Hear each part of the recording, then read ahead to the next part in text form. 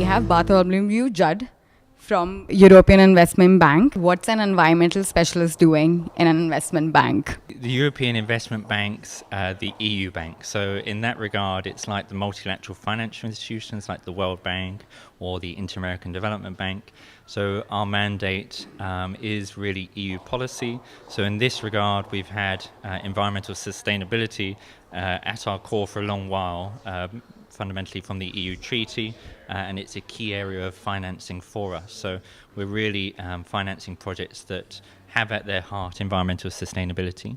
From the financial industry's point of view, there's been a great change, I would say, over the last 10 to 15 years, with the recognition that environmental impacts can lead to reputational issues or credit risks.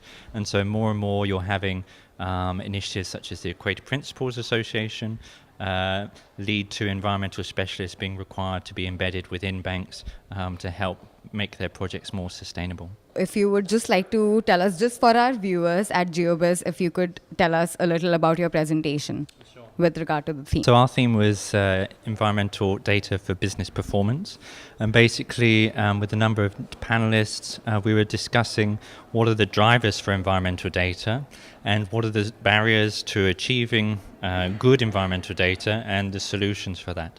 So really we were looking at how business performance can be improved through good environmental data, through the collection of impact assessments, but much more sophisticated types of data such as baseline surveys or maybe biodiversity or ecosystem services, and really the difficulty in achieving good data in quite often fairly limited resources, limited time, and how we can use digital means to enhance that. So we were discussing new techniques. At the EIB, we've worked with the European Space Agency to try and utilize satellite imagery to identify certain types of environmental data, which I can discuss more later on. And really with these types of techniques we can ensure that our clients have the right environmental data so that they can make better informed decisions about their impacts and therefore have better performance. So less delays, projects aren't attracting reputation risks, and they can be more successful in their implementation. How is geospatial technology per se playing a part in your area of work? If you could just highlight a few points.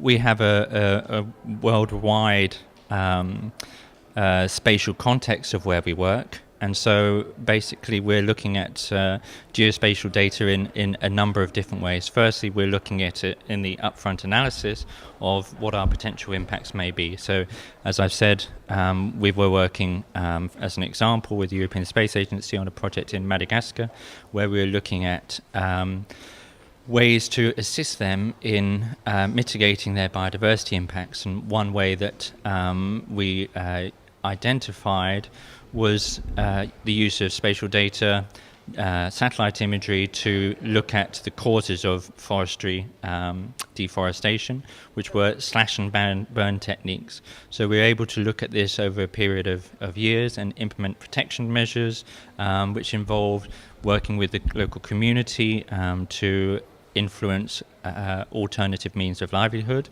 and also protecting the forest. But it's always really using data in a geospatial context, but the implementation very much on the ground close to those that we're affecting.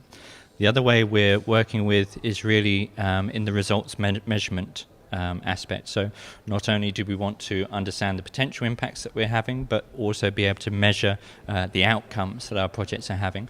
And in this way we use a lot of geospatial data to transparently publish our impact assessments, to allow people to look up the types of financings that we're doing by country, by region, and we're looking in the future, to develop a higher resolution of that environmental data, and I think that's one of the takeouts that I'm going to take away from the Eye on Earth conference. Speaking of environmental data for business performance, tell our viewers why environmental is important. Why is environment important in banking at all? Why should that be a factor? For ourselves, as I've mentioned, it's a core principle of the EU treaty. So environmental sustainability is really one of our clear policy objectives.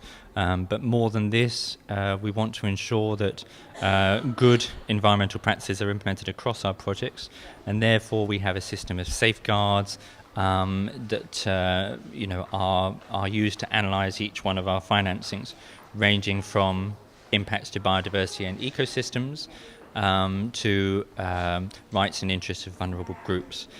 Why do we care about this? We care about this firstly because it has better outcomes for our projects, better outcomes for our financing. Unfortunately, reputation risks are also a consideration because we want to ensure that we want to minimise the potential negative impacts that we can have, but this is not always the case, and so therefore we need to really make sure that we're using that data to work with communities to have positive outcomes for our projects.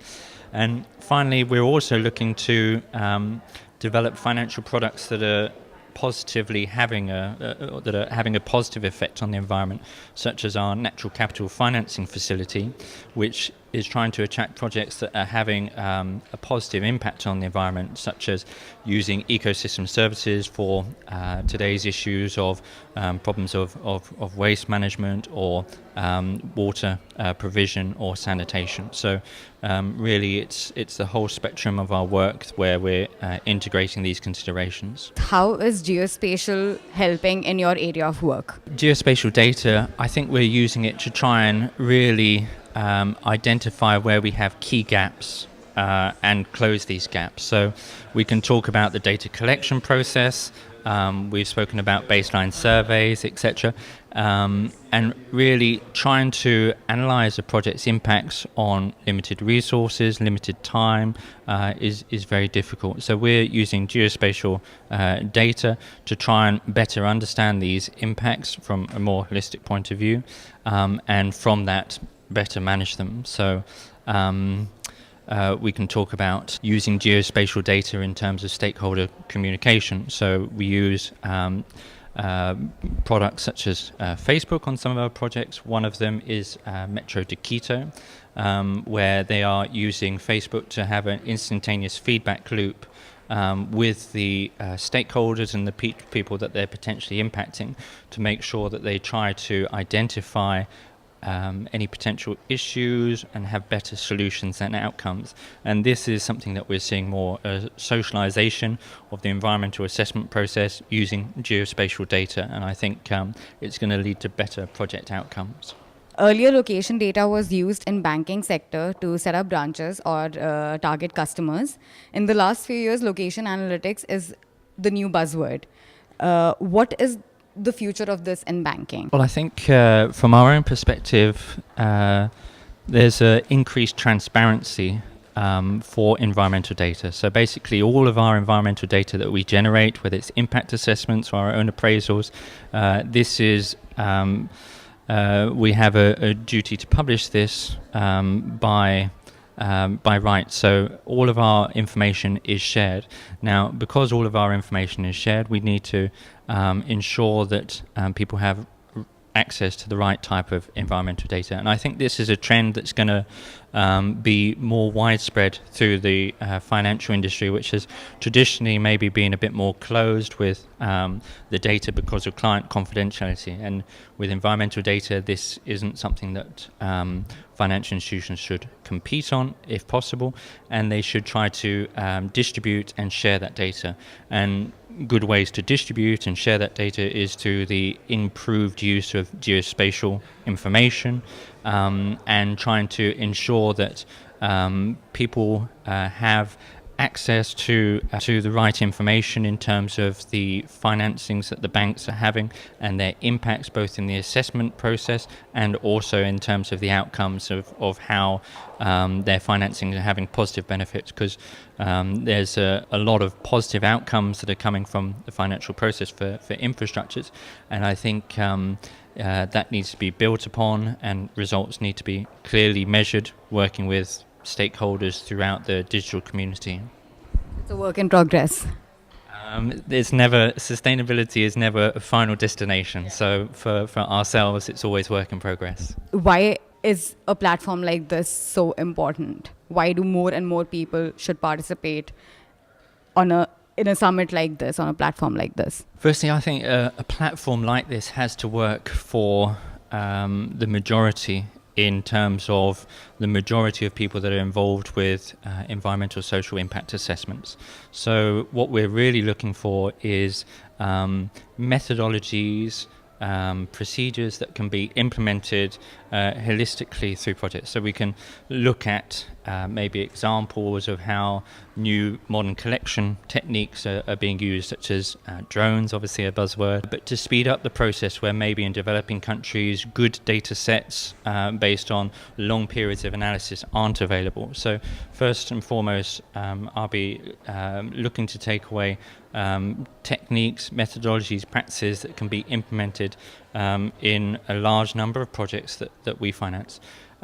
Secondly, the amount of data that we collect. I mean, we're the largest multilateral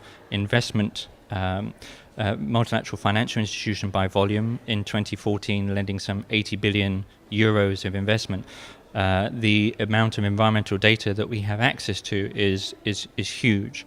So at the moment, the sophistication of how we use that is fairly limited. We publish our impact assessments, we publish our own appraisals, but the raw data is something that is often embedded within our client systems and isn't something that we necessarily are able to manipulate in a more intelligent fashion. And I think that's something that the financial institutions, the MFIs, are definitely going to be moving towards, trying to ensure that data is more transparent, readily available, and useful for the wider community. But thank you so much for talking with GeoBiz. Okay, my pleasure. Thank you.